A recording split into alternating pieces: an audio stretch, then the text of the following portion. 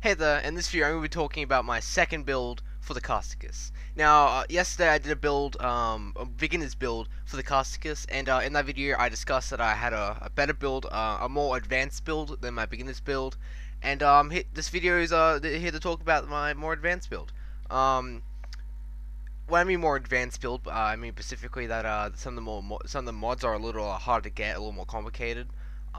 Like prime point, prime pressure point, berserker, and especially blood rush. Has it's blood rush is kind of a very rare mod to have, and it's very elusive. And I would be very surprised if a beginner player has it.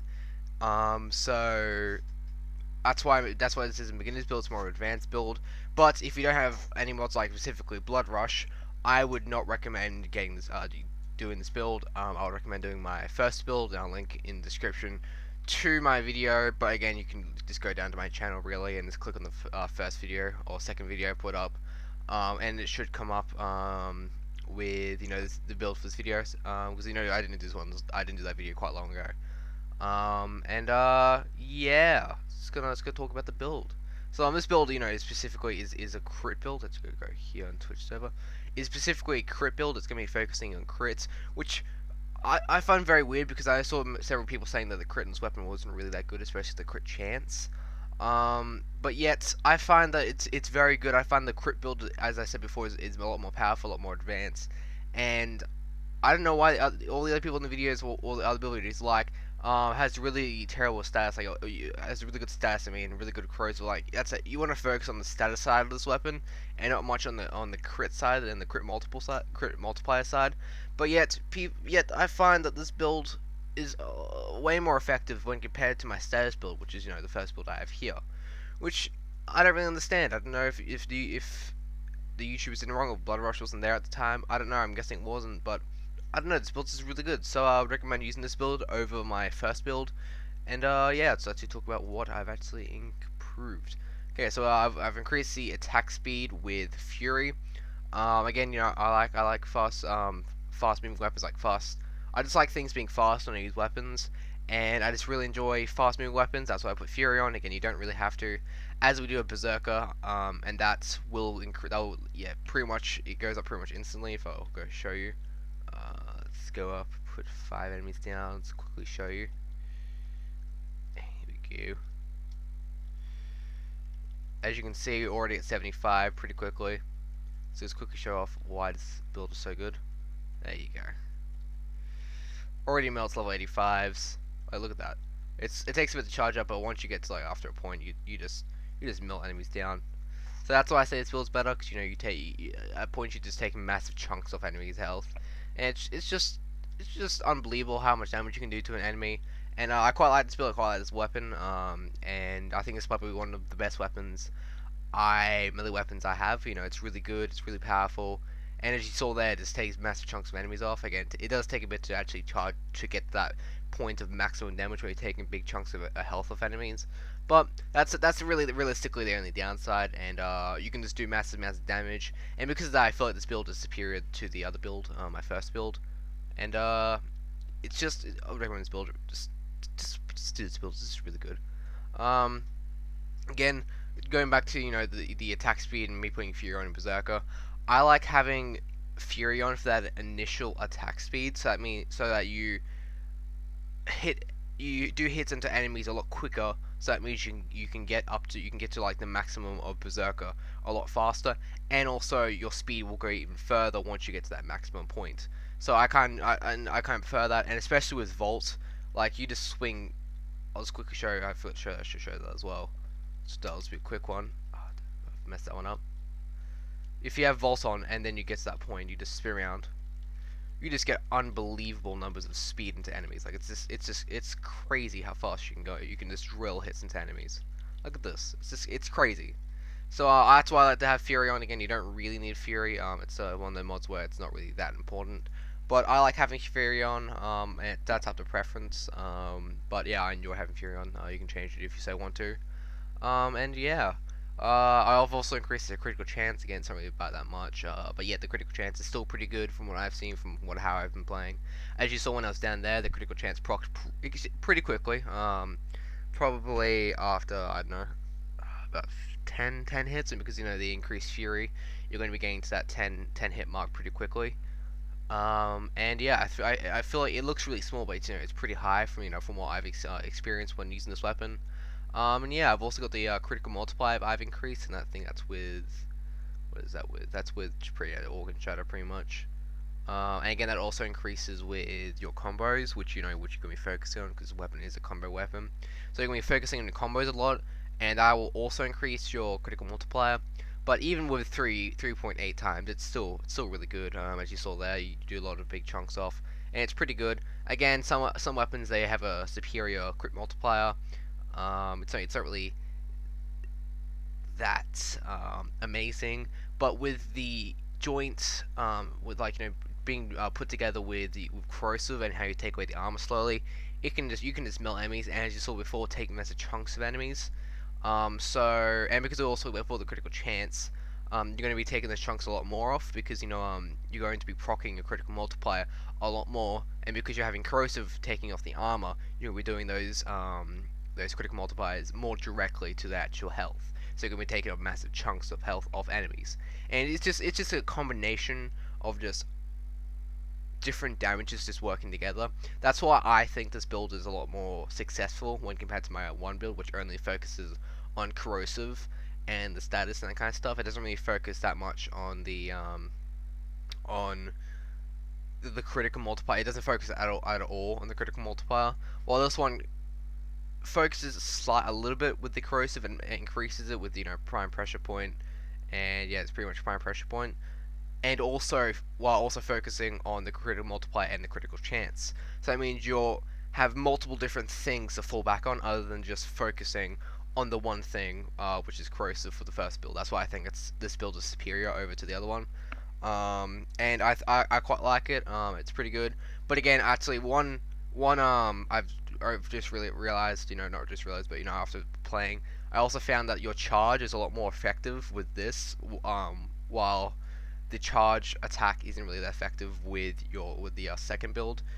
So keep that in mind. But again, it's a slight increase, and I don't really find any real real point in focusing or even thinking about that using that as a positive, because again, the charge attack I rarely ever use. I just use the basic melee fields weapon.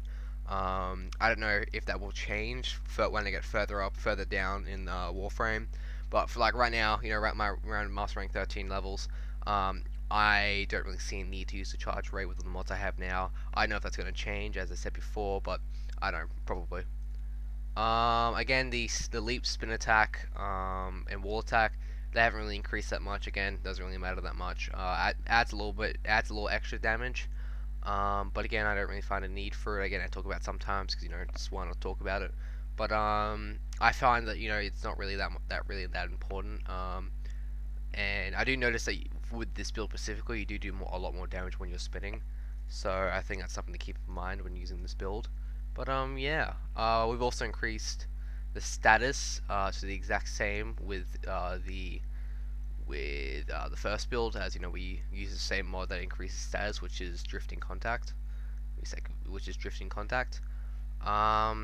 increase 40% status, but 40% status, which is pretty good. I like having that increase because we also are utilizing corrosive its procs.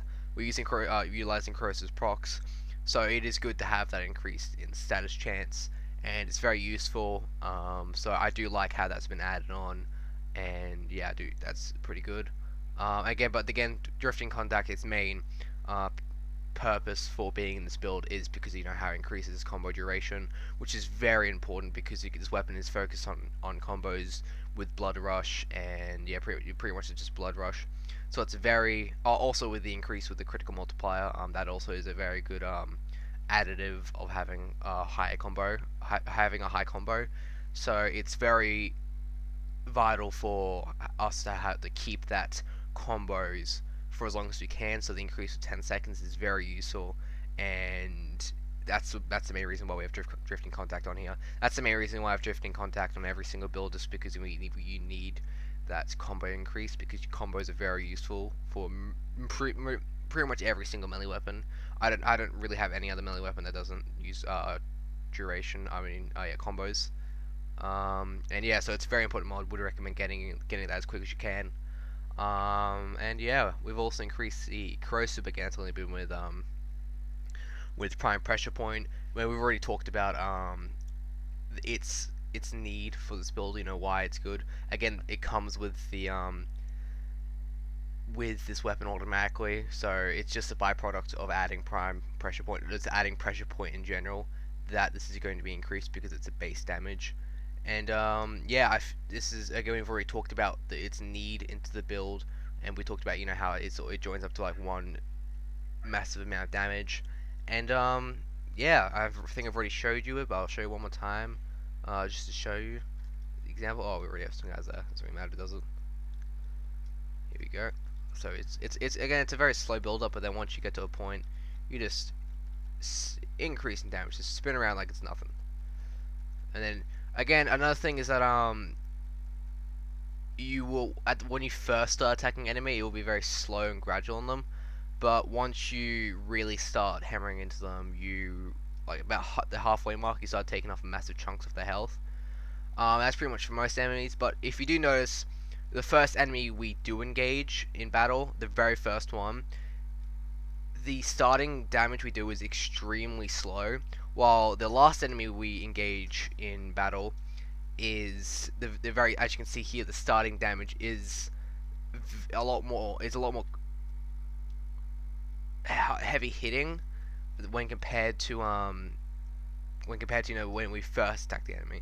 So it's more of a gradual increase, so your damage will gradually increase with every single enemy you kill, with every single combo multiplier that's been increased, and you just start doing massive damage to each enemy.